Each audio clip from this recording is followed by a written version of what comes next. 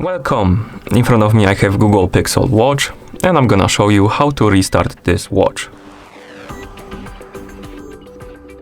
To restart this watch, simply press and hold the crown button and keep holding it until the power menu appears on the screen. So press and hold the crown button. Once you see the power menu on the screen, you can release the crown button and now select the restart option and wait until the watch is done rebooting.